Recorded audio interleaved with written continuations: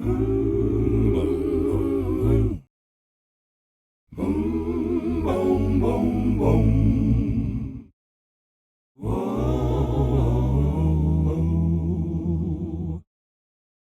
are hoping you enjoyed or are enjoying the best bits of 2021 Gdayall podcast. And there's more. This is another part of it. That's right.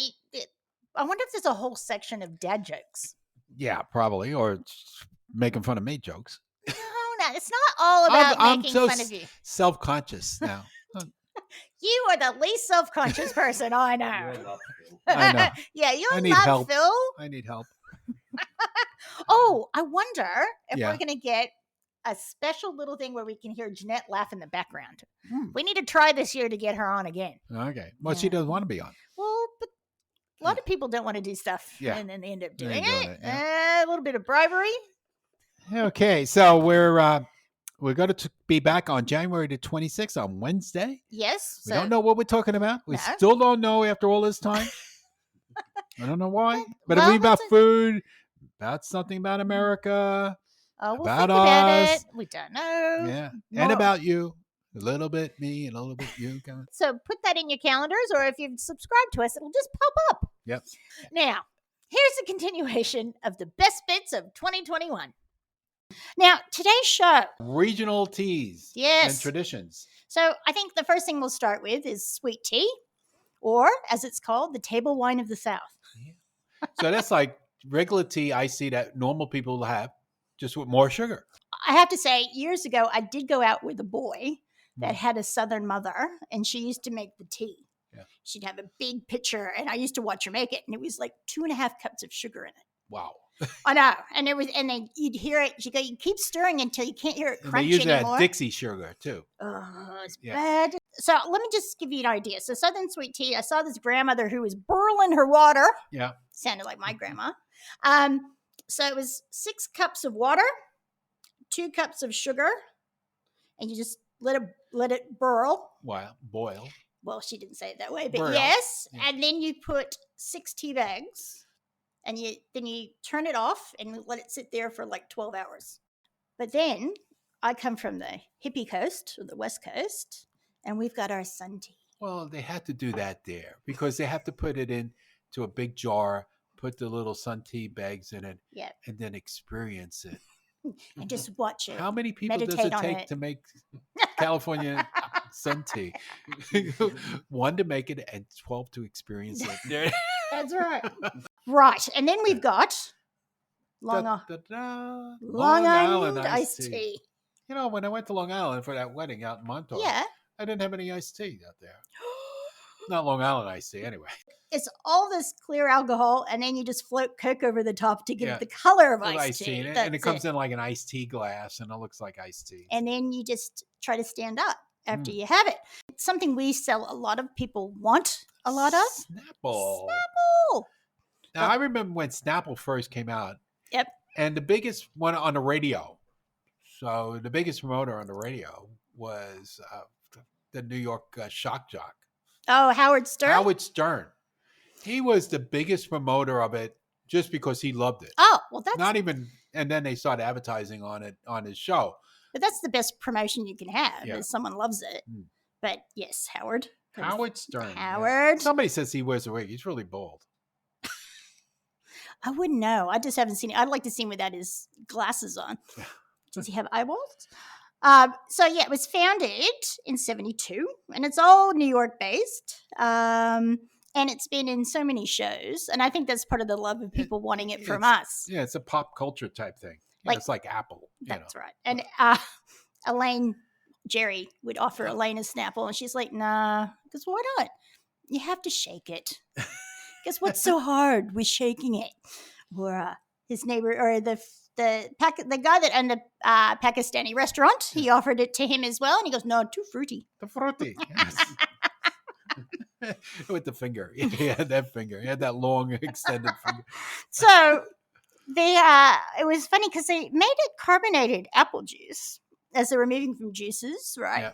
And one of the batches fermented in the bottle and blew all the lids off. So that's how Snapple. Snappy apple. The snappy apple. Snapple. Not be confused with Boone's Farm apple wine. No, it's also. No, that's like, what's that here? That is the Stone's ginger wine? Green ginger? Yes, that's it. I'm getting annoyed. The other thing is with Snapple, why it always had that real different taste than all the other iced teas is the main reason it was always packed in glass. Yes. Because it was packed hot. I did not know that. And so, therefore, it still kept a fresh brewed taste because it was packed hot. You can't do that into plastic, but now they're selling Snapple in plastic. I don't know how they're getting around it, but they still have glass, and a lot of times we just order it and we get what we get. So sometimes we're getting plastic. Prohibition stopped the booze going into the iced tea, and by the time it was over, people were used to drinking it plain. The Boston Tea Party. Yeah. I did stay awake during history class. We'll only cover this quickly. So this basically could be called why we drink more coffee than tea in the U.S. So, because the Brits wanted to overtax it. You know? That's right. They did it twice. So they did it once, and we went get stuffed and started smuggling it because American ingenuity. And then the British sort of made a deal with a tea company, which made a monopoly, which made it cheaper than the smuggled tea. But the U.S. still saw, you're still taxing us on it. We don't want to give you any money. The old thing, taxation without any representation. That's right. So that led to the Tea Party, where a bunch of protesters, but they were a little bit cheeky because they dressed like Native Americans rather than themselves. Sort of like the early version of a balaclava, maybe. I don't know. And they got over and they dumped all the tea. Overboard. And then after that, there were boycotts of more tea, and that increased the consumption of other beverages such as coffee and herbal teas, and drinking tea was seen being as unpatriotic. So there we go. So that's why we're a patriotic bunch, and that helped start the revolution. Yeah, and Juan Valdez. And then shot heard around the world. Started the revolution. Okay, Barbara, are you ready for the questions? This is the listener show that everybody's been waiting for. Yes, and I am happy to answer questions because I do that a lot. Can you get Velveeta? And the second one is, can you get White Castle's frozen burgers? I wish. Oh, no. If we got those, I don't know if they'd last to sell. Yeah, exactly. Well, we got to check this batch. So the problem with Velveeta, it's a dairy product, and because of quarantine issues, anything over 10% dairy, and that, even though it's pasteurized, it doesn't come refrigerated, and it's probably processed and cooked. We can't prove that to the government and get what we need. We'll need a permit. And the same thing with anything with meat in it. We need a permit to bring it in. All right. So now, Linda. Yes. How do you request a product that is not on the website? You can answer that one. Well, when you are on our website, if you scroll straight down to the bottom, there's a little section called product request, right? Customer product request. You click it, comes up, there's a form. So fill that in, give us as much information as you can, and we will have a look at it, see if our suppliers can get it, and if they can, and if it suits sort of what we're doing in our lines, we can try to get that in. We like trying new things. Now, reserving a product, we don't really do that. So if there is a product that's out of stock and you want to know about it when it comes back in, there's a subscribe link. So you click on that, fill in your information, and when it is received into stock, you get an email and it lets you know. Yeah. And there's also, if it's a different size, so if you wanted the 18 ounce and the 12 ounce came in, you won't get notified for all of the things, just the size you pick. So I do recommend people click every size. Yes. So, we might not get the big grape nuts. We only get the little ones and vice versa. And that way you'll get something. At least you get something. That's right. Okay. Now, Jules wants to know, do we have gluten-free food? We actually have a lot of incidentally gluten-free. Yeah. Like they say our M&Ms are gluten-free because they're made a different way than the ones here. That's right. So if you don't get the crunchy or the pretzel ones, because as Americans use corn flour to thicken things, not wheat flour, which they do here. Yeah. So that's why and there's a controversy also because some products we get in are oats, and they have the American celiac label on it. Yep. But it's not recognized here in Australia. So we'll have to leave that one up to you. And a lot of our barbecue sauces are gluten-free as well. Yeah. So same thing with using corn flour if anything needs to be thickened. Yep. Now, how did Phil and Jeanette meet? From Eileen. Why does she want to know? Why not? She reads the Inquirer? Maybe she wants to know why Jeanette puts up with you with all the things you say as things go. Yeah. Well, we met on a blind date at the Crazy Country Club in Brooklyn. Right? Okay. So you could Google, there's a whole history of the Crazy Country Club, warm beer and lousy food. Okay. That was the whole premise of it. Yeah. Yes, it was like the first comedy club. Oh, ever. cool. Yeah. And it was only down the block from Superstar, where they did, the thing for it, John Travolta. Oh, yeah, the nightclub. Yeah, it's basically on the same block, like a block away, on the same avenue. So it was there. So that's where we met. Very nice. And how many years there? I don't know. 70 something. I know. I don't know.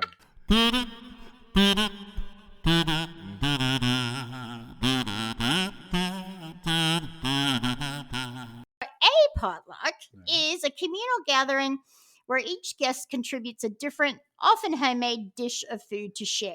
Yeah. Which is way popular back at home. Mm-hmm. Yeah, and what you don't like is like when you do something like that and somebody brings something that's store bought. What's the matter? Couldn't you do something? Couldn't you figure that out? Yeah. Or at least fake it and put it on a new plate. It's when they take like the Costco cover off.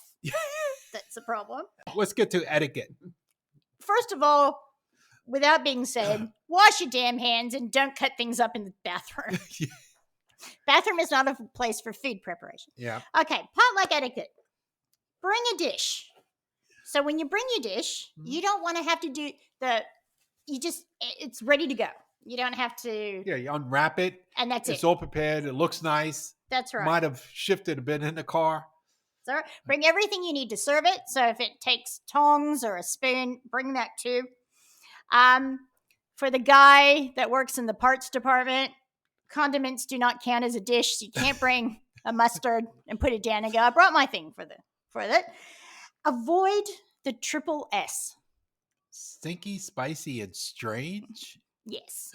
You want to eat. Well, spicy. A lot of people like spicy. No. Now. Well, I think, yes. No, if this is the Midwestern group, maybe not. Yeah. Depending but on where not you're from. overly spicy. That's right. Or maybe put a little seasoning or hot sauce next to it to add it. But you don't want to be the person when they go, do you know what Phil brought? What's that? And do not loudly proclaim that a dish someone has brought is not quite up to par.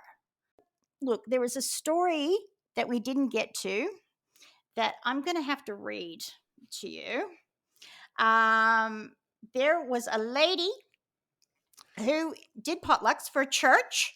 She was extremely well known as, she's the elderly lady that has been cooking for years. So one lady in the church decided to go help her because it was going to be a big event, right? So I'm quoting the person now. So she is going to make this dish that needs strawberries to do it. So off we go to the kitchen. She grabs a round flour sifter strainer and about 10 pounds, so 5 kilos about, of frozen strawberries. Then we head to the bathroom. She scrubbed that bad boy. I'm hoping that's the toilet. Tosses the strainer in. Now, both Brendan and Phil are going, well, they have more water in the toilets at home. That is far from the point of the story. Yep. But, so she's putting it in the toilet bowl and then throws all 10 pounds of red goop in, followed by a solid, this is important if you're going to clean your strawberries in the toilet, 10 flushes and a soak. Apparently, that's how you defrost them and clean them really quickly. Oh, yeah. Make sure you don't have one of those little tablets floating around in the reservoir there, the little blue thing. Yeah, no blue. And it works for all food if you really want to keep it sanitary. Yeah. Remember that commercial that they used to have the guy in the little gondola? Yeah, that's right. Toilet bowl. I do. How do we forget that for the commercials? So the person involved said, I snitched to the pastor when I saw her passing out plates of her famous toilet greens. They thought I was lying and continued to indulge her in her bathroom delicacies. Southern cooking. Mm-hmm. Well, there's nothing bad about Southern cooking. Southern food is too complex and very to go to an original origin story. While the influences are many, there are major cultures to consider: Native American, West African, and European. And different ingredients define the southern states more than any other part of the country. So I love when our podcasts carry on. I love when they like shake hands with each other. Native American, that's right, Native American. So we talked about the soup, the Three Sisters, tomato squash, and hominy. Yep. So it's tomato squash, corn, hominy, and grits, and deep pit barbecuing are borrowings from indigenous people of the region. So Cherokee, Caddo, Choctaw, and Seminole. Now they all own the casinos there. Yes, Yep. that's right. So you can go to the buffet and have a free drink at the slots. European. So you've got Old World. So British and Irish European colonists introduced sugar, flour, milk, eggs, and some livestock. And you forgot, if it's Irish, you forgot the Whiskey. Whiskey. Yes, God bless them, and some potatoes, I'm sure. But we'll get to them in a second. That's really big in Appalachia. So that's an interesting. And I was just thinking about it now. With the Irish, also music, the fiddles. Yeah, see, they are the same. You know that country music show, that big, you know, like the baseball. What's his name that does the Civil War and all those? Oh, Ken Burns. Ken Burns. They were talking about that. That people came over with the fiddling. And so West African as well. So enslaved West Africans introduced black-eyed peas, okra, rice, eggplant, sesame, sour gum melons, and various spices. And, you know, the food was brought over with the people. Cooking techniques. There we go. Baking. Now, you're the baker. I am the baker. Yeah. Give me a cobbler. Give me a pie. Give me some biscuits. Cornbread. Oh my God. All those things are fantastic. So, and like things of cornbread in a pan or a skillet. There's all these things depending on whose house you're in. Do you want to do it like that or that? Do you want to have pancakes or do you want to have corn pun? I got you. Yep. Yeah, that sort of Johnny thing. Cakes. Johnny Cakes, that's right. Back to that was about from The Sopranos. Got him in trouble, his love of Johnny Cakes. But it's on the directions on a box of Jiffy too. Yeah, it is. Yeah, it's been there for years. And cobbler, deep dish, fresh fruit with a biscuit type dough on the top. And I think that is mostly for desserts and things, but it just makes you feel damn good. That's all it does. Baking desserts, it's made to be. It is just it's heaven, or breakfast, like imagine, a warm biscuit. You know, but when you go out to dinner, yes, remember that those days? I think so. Yeah. And no matter what the dinner was, you always remember the dessert more so than we just spent $65 on your entree, but you remember the $12.95 dessert. That's exactly right. And to give you a little secret, I actually look at the dessert menu first, and then work backward. See, okay, well, I'm not going to eat that because I'm going to eat this dessert. That's exactly right. I've got to get my dessert stomach ready for that one after I do that. Now, smothered is another cooking technique. That's such a great word, isn't it? Cooking smothered. Smothered pork chops and smothered chicken. It's you think this is going to be really good. Well, actually, after all the stuff I was reading the last week about different recipes, I got really hungry for smothered pork chops. I thought that I might just bust that out. So it's braising in a covered skillet is what it is. So, and it's usually with, a nice sauce or a gravy over the top. So smothering is easy as searing a piece of meat on both sides on a hot skillet, then pouring some broth or water over the meat, covering it and letting it simmer till it becomes tender. And it's slow cooking. That is it. So it just falls away. And so some of the things you can smother, like you said, with pork chops and chicken is cabbage, okra, corn, tomatoes, pork chops, or crawfish etouffee are some of examples of that as well. Well, I think etouffee means to smother. Yeah, I think it does too, from what I remember. And frying. Would have to be one of my all-time favorite to consume. I don't fry a like lot. Turkeys? Yeah. What happens when you do that? You could have the fire fryer. Fire. That's it. Then you have to smother it out with some gravy. But frying, as we talked about, chicken, okra is amazing. Yeah, deep fried. Okra goes so many different ways because you also could have it as pickled. Yes, and it's so good pickled as well. Well, pickled and then fry it. It's like fried pickles. Ooh, I haven't done that before. I'm sure somebody does it. I'm sure this restaurant said. There has to be. Yeah. If not here, somewhere else. Now, here is a little bit of controversy as well. because frying, like fried chicken and things. Yeah. So two influences. So this one area of Scotland, so not, just this one small area, they would fry their chicken. Everyone else would, braise it or bake it. Right. So those are the people that came to Appalachia. So there's fried chicken there. And also from West Africa. So they fried as well. So where do they get the Mazola oil from?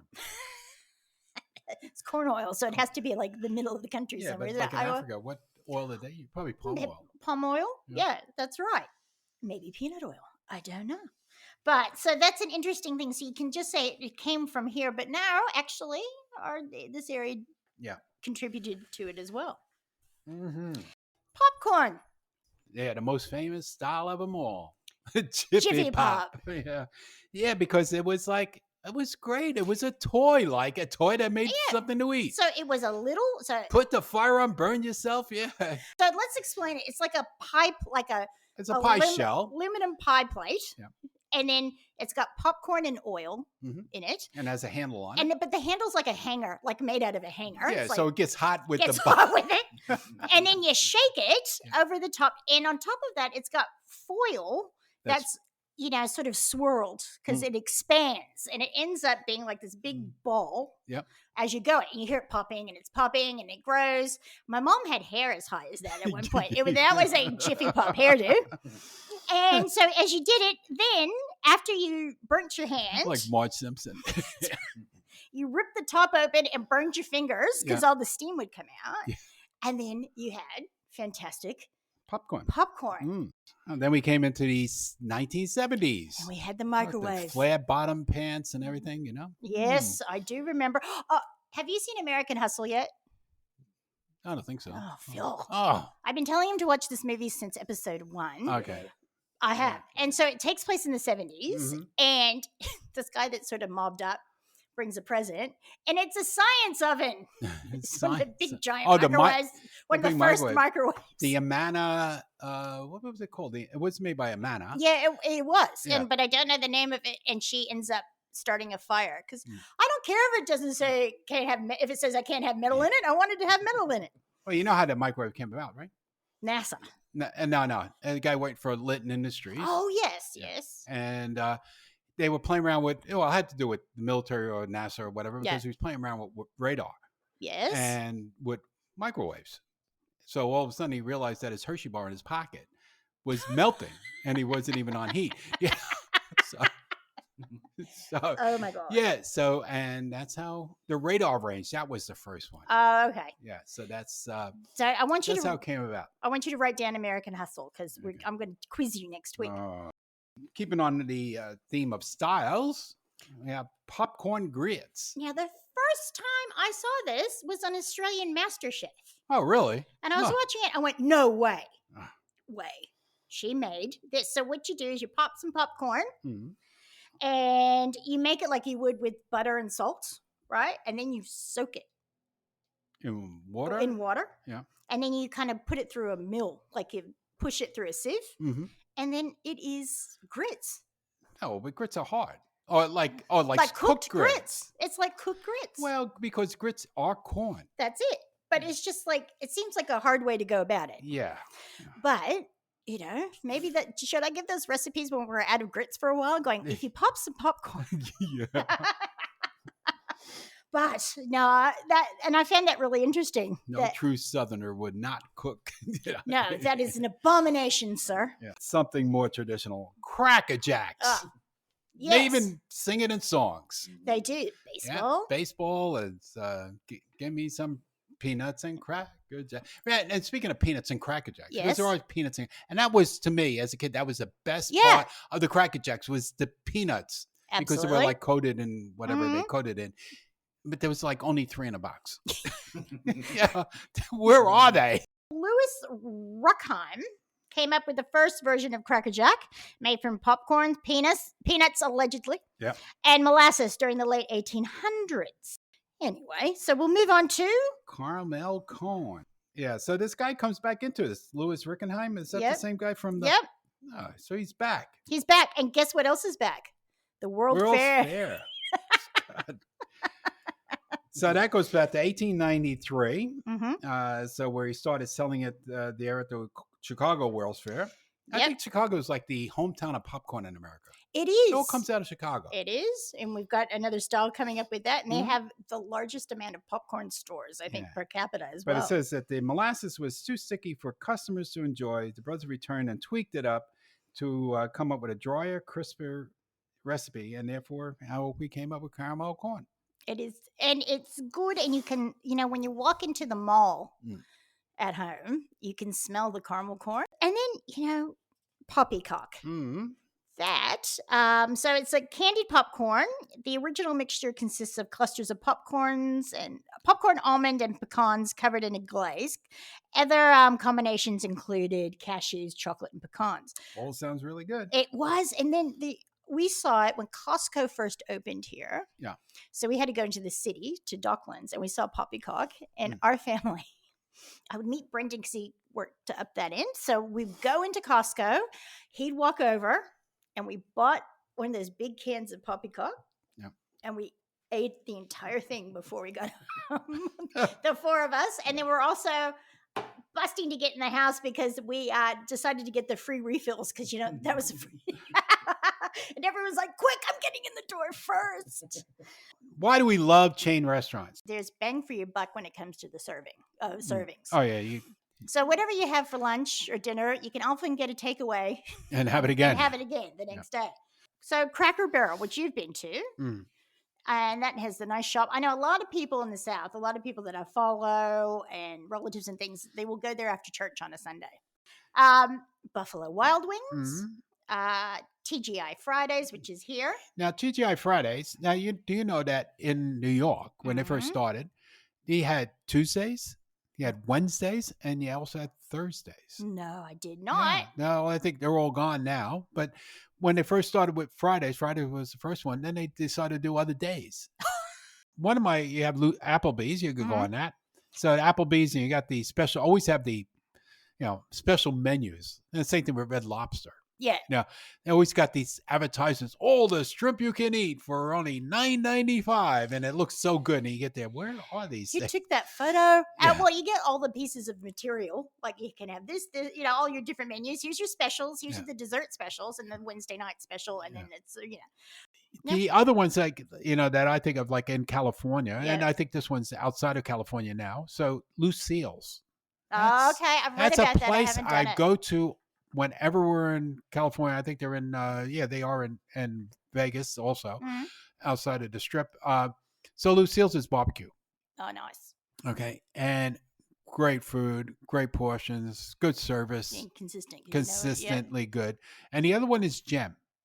Okay. It's GEN, Gem. Right.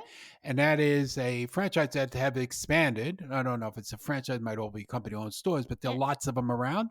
And that's Korean food, Korean barbecue. Yum. And they have a set price. So if you go for lunch at the time, it was $20 per person. All you can eat. PF Chang's, which is doing really well, and it's actually quite good. They have, for people that are celiac, because we have friends that have a celiac daughter, they have a really good gluten-free menu. Oh. So if you're going to the States and you need to look for that, that's a good place. Mackenzie spent her 13th birthday there, miserable with us because we made her drive 7 hours. And then she gets there, and then we got to the waitress, like a good old American chain restaurant waitress. She's lovely. And we said, it's her birthday. And Kenzie's sitting there going, I've had the worst day of my life. They made me drive 7 hours from Los Angeles to Monterey. And she goes, I know what that's like. And so Kenzie got free cake and drinks and everything. Looked after her. Now, we are talking about food happy accidents. So one of them is Toll House cookies. So chocolate chip cookies. Ruth Wakefield in the 30s put chocolate in her chocolate cookies, but instead of melting the chocolate first, the thinking was they would melt when she did it. And guess what? Nope. Nope. How old was that chocolate? Yeah, well, that's it. Well, we did talk about that ages ago, and she got ripped off because I think for selling her Toll House cookie recipe, she got just free chocolate. Yeah. I think that's what it was. So a lot of things that we enjoy are sort of accidental inventions. It's a mistake. It is. I didn't mean to do it. Right. So let's start with this is a sweet story, the popsicle. That was a Aw. mistake. It was a happy mistake. Okay, so this makes sense because some little kid left his cup of soda with his stirring stick out in the cold, like left it out the front. You know, when kids drop Yep. their balls, their Mhm. bikes, everything just inside, didn't care. And then the next morning, it was frozen. And the popsicle was born. And that's it. And they called it Frank Epperson invented it, and he called it the Epicicle Mhm. because it was like an icicle. But later made it for his own kids and called it Pop's Sickle. Ah.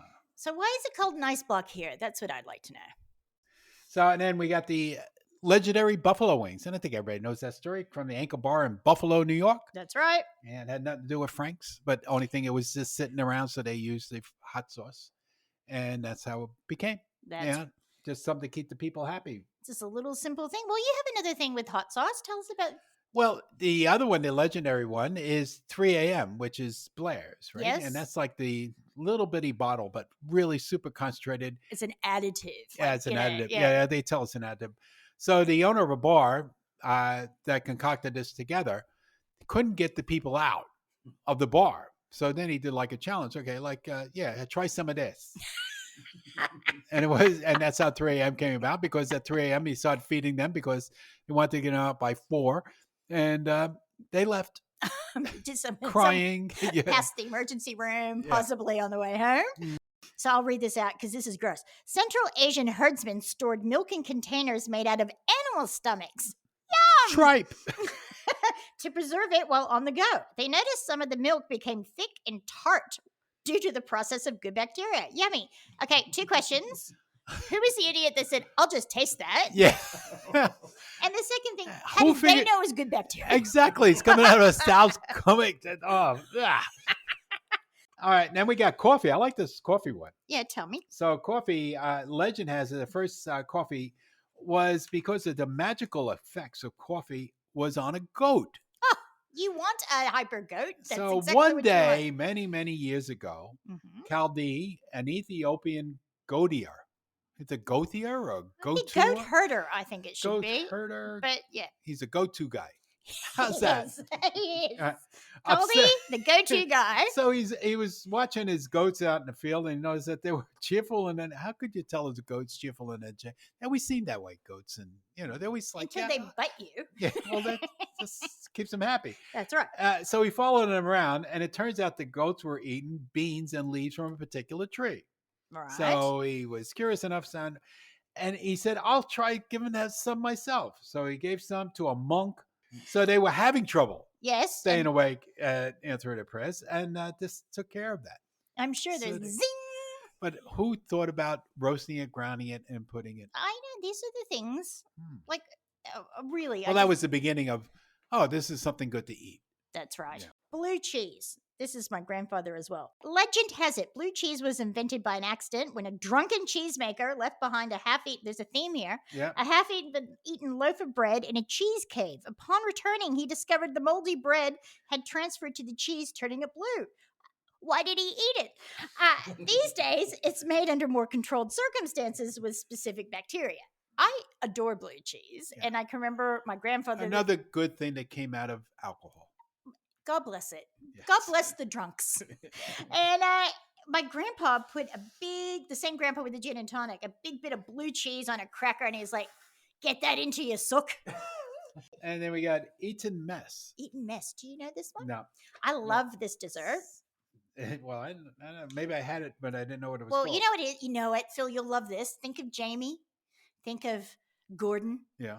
When they go, it's rustic. So this is a deconstructed pav. So Oh. someone basically dropped the meringue in the kitchen. Yeah. So they mixed broken meringue and the strawberries and cream all together instead of wasting food and served it and gave it the name Eaten Mess. So So you it's deconstructed. So he picked it up off the floor.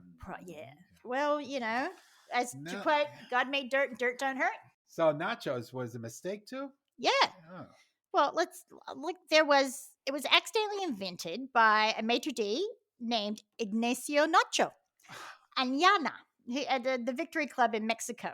Mhm. So 10 hungry U.S. military wives crossed the border and were able to locate the chef.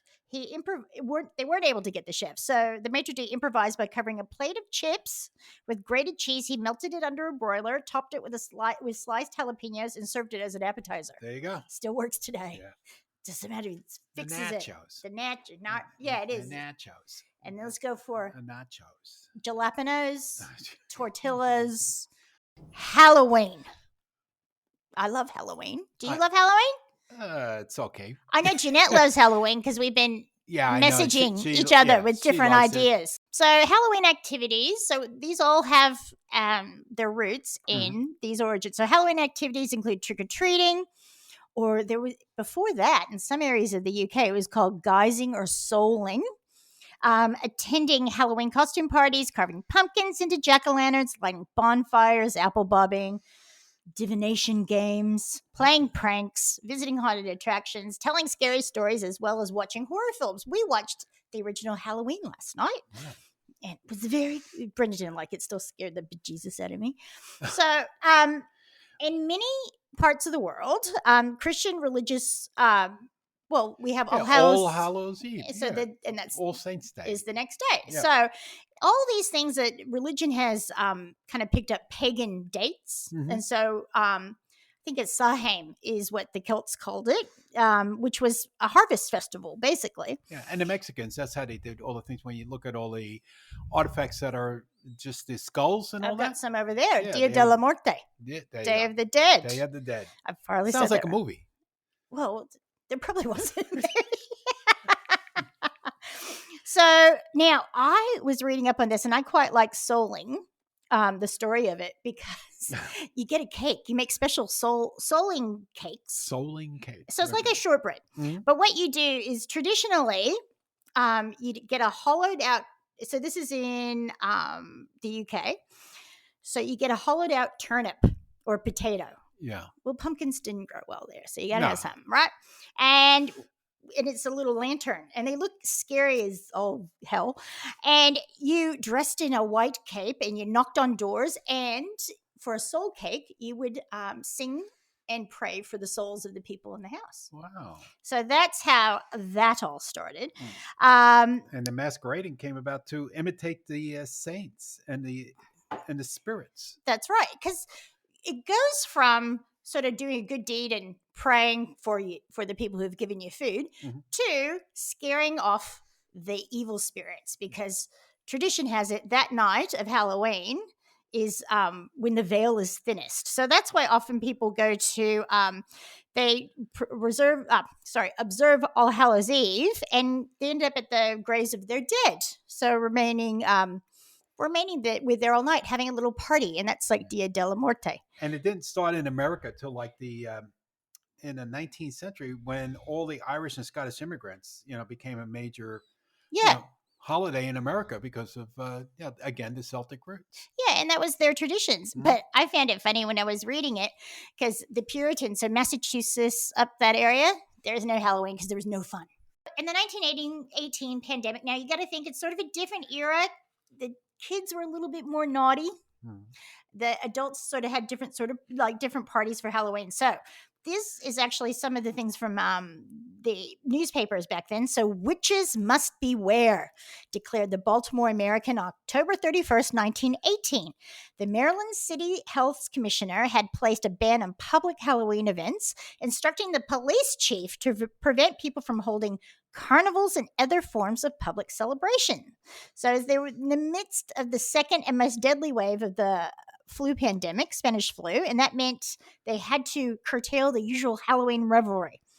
During the pandemic, cities discouraged traditions to reduce transmission of the virus, sounding all very familiar. Respectful of those, actually, this is a different take that we haven't taken. So respectful of those that might be sick or have lost loved ones. So don't be an idiot in the street pounding a drum, because people might not be well inside. And they also told parents to tell their kids not to do the pranks or be loud and rowdy.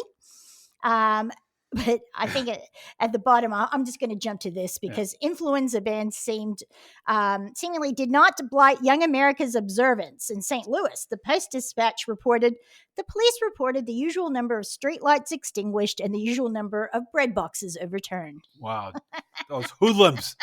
And we even have a mask issue. You know how we have, put your mask on, don't wear your mask, right? All that. So in Spokane, Washington, police were supposed to take away Halloween masks if they saw people out wearing them, while wearing cloth flu prevention masks. They were encouraged or mandated in some states. But the problem with the Halloween masks is that people would share them. So they were going to be spreading it. So there you go. It's what's old is new again. Yes. I'm watching you. I was ready to jump in there before I was told. Now, we're not going to do your condominium joke today. No, okay? The lucky one. Yeah, not talking about that. Oh, God. And there's no jokes like that. I'm not going to invest into that. All right. I found by accident. Oh, the presidential fact. Presidential fact is back. And TJ, the great man, blue cheese has been in America since at least the Revolution, where that well-noted Francophile, Thomas Jefferson. What's a Francophile? Person that loves France. Loves France. France, yes. Okay. So then why isn't a pedophile a person that loves feet? Ped, France. I am confused. I'm ignoring this. That was very good. You are shocking. Sorry. You're not sorry at all. That's the thing. You're not sorry. No, I'm just like stating the fact. Yeah. Right. So is it ketchup or catsup? Well, the answer is yes. Back when Henry John Heinz debuted the condiment for sale in 1876, his Pittsburgh-founded company called it catsup, which is what my grandmother used to call it. They're the same thing. The condiment didn't originally feature tomatoes. Thus, the distinction tomato ketchup isn't redundant. Heinz first introduced its tomato-based ketchup in 1876, and a tomato didn't make it onto the packaging until 2009. What was there before? A pickle. A pickle. Pickles were the centerpiece of Heinz's branding from the 1800s, as we saw with the little pickle pins. Yep. Yeah. Yes, from the World Fairs. And the World's Fair. We did get some specific things that we carry, and we had at the shop, because not just for talking about what we have in the shop, but I like having things in my hand and looking at it. Makes me remember it. So one of them is the Heinz chili sauce, which we had talked about. So that's coming back. Rather that we have the cocktail sauce. Same jar. Well, it's like the same bottle. It looks the same. It looks the same, but it's different. And we have a customer, for her grandchildren, every time we get chili sauce, she comes in and gets like 6 bottles of it because her grandchildren adore it. So it's more of a tomatoey based chili sauce, then it's not like a sweet chili. Now we have this brand, Cully's. Now the pickle naze, which I'm going to talk about, and the burger sauce, the pickle naze is actually in my fridge right now because I had to open it because it was so good. Mm-hmm. And the burger sauce looks like French dressing. I'm going to take a break for a second. You talk and I'll get the other one. Yeah, and so we got the burger sauce and the pickle sauce, and also I did order the Duke's pickle sauce. It's almost like a tartar sauce. Yeah, it smells like a tartar sauce. But it's very dilly. Okay, so you can see the dill in it. You can actually see the dill, which I was really impressed with. Wow. And it's a dill, and it's vegan. So both of those are vegan. Yeah, great on fish. Would be. Great it on was liverwurst. Yeah, but then it's not vegan anymore. Well, but it started vegan. That's all right. You don't have to be responsible. I'm going to be putting it on some non-vegan items. So there's no egg in there? No. Wow. So, and it is so good.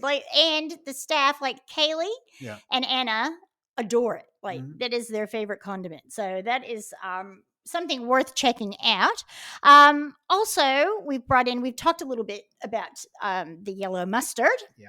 Now, it's a very mild prepared mustard, and it has turmeric, as we talked before, which gives it its color. It was supposedly introduced in 1904 by George French as a cream salad mustard. It's regularly used on hot dogs, sandwiches, pretzels. I love it on pretzels.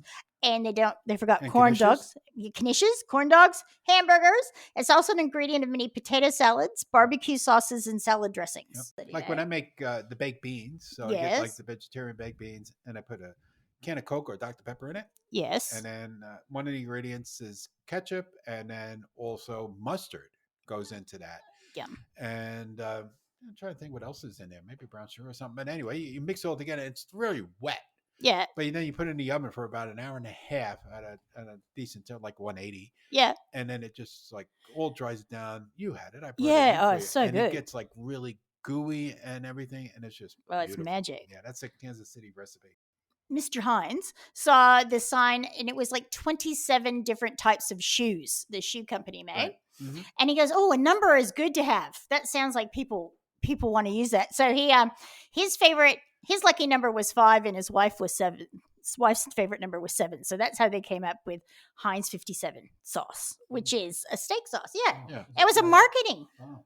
Yeah, well, he was a good marketer, and he was also good at sinking ships. We talked about that before. We usually had A1 instead of at our house, but we did rotate with that A1 quite was a bit. expensive. Never could afford A1 at my house. Oh, well, I We don't had know. salt, peppers, condiments in my house. Yeah. Okay, now let's go on to our favorite Miracle. We talk so much about Miracle Whip. People Well, it was also from the World's Fair. Chicago World's Fair, 1933, as a dressing rather than mayonnaise. Although it looks like mayo, but it's not.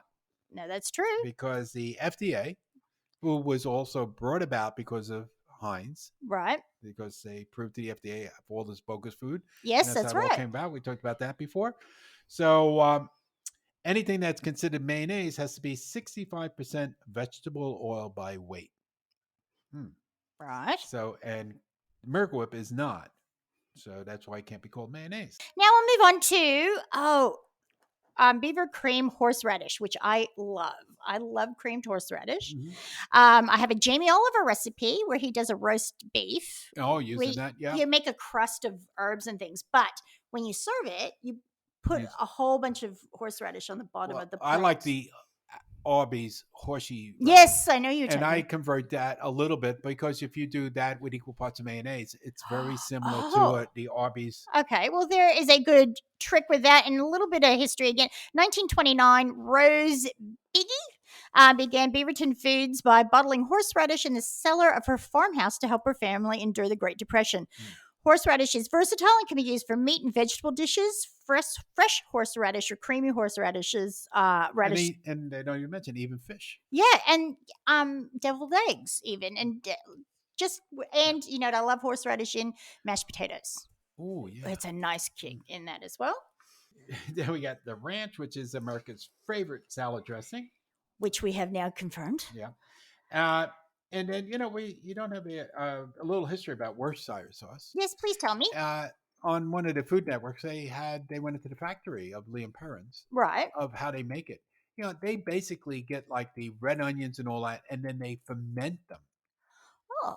You know, and then they throw the anchovies in it and stuff like that. So it's a long process to make, and it's all fermented. A lot of the products that go into it, then they combine it all together and strain it and whatever else they do. Do they still put it in the paper, like, you know, almost like a bitters bottle?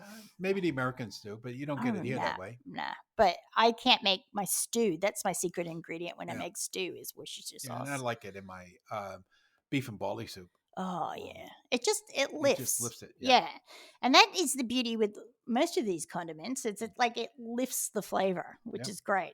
Okay, we're back. We are, and this is, I think, going to be another part of East versus West. Dun, dun, dun, dun. So there seem to be. We're going to talk about some top brands, and there seem to be 4 key players. So there's Drake's, famous for its Seinfeld-approved coffee cakes. Love the Drake. I've never had a Drake's cake. Love the Drake. I would love to. Hostess, I think they're all over. Home to the iconic Twinkie and signature cupcakes, which we just told Brendan you have to eat the little white squiggle off the cupcake first. Tasty Cake, which I have never seen. The pictures look good. That's Philadelphia, isn't it? It's Philadelphia. Yeah, we used to get it you never seen it in New York, but we used to get all the ads for it. Oh. Don't ask me why, because I guess New York was part of that. Yeah, I mean, went out to Jersey and stuff. Yeah. They were close enough to Pennsylvania. Yeah. And Little Debbie's. So perhaps the most... That should be a West Coast brand. But from the South. Really? Yep. Hmm. Perhaps the most original of the bunch, which has unique treats like oatmeal cream pies, which are very good, Yep. cosmic brownies, and zebra cakes. Maybe as we're because I think talking. of it being the West Coast, like because of cosmic brownie.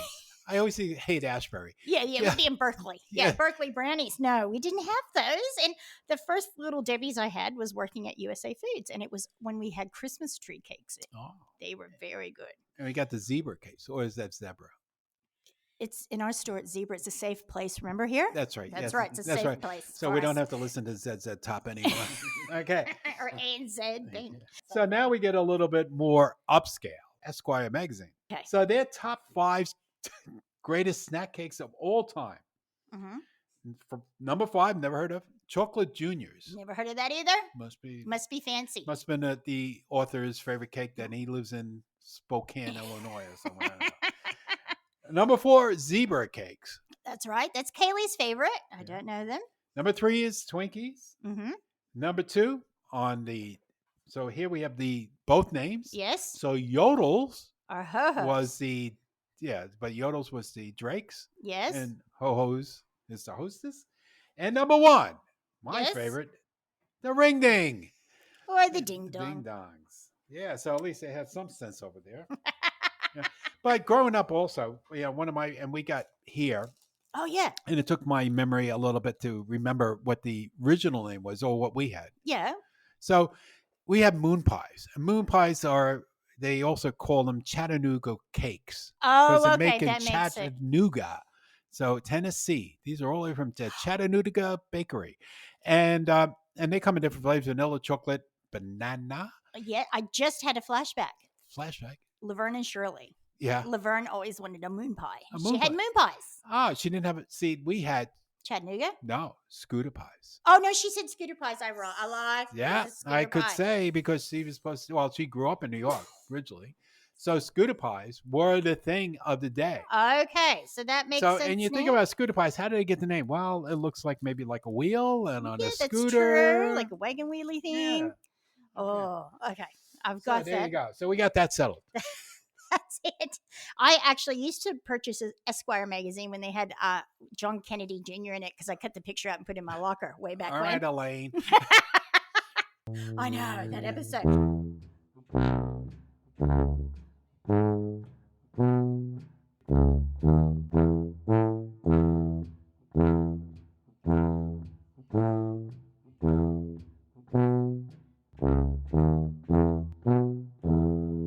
Okay, so we'll be back. When? When we don't know. January 26th. All right, but we don't know what we're talking about. No. I never know what I'm talking about. I'm not answering that. Okay. Goodbye.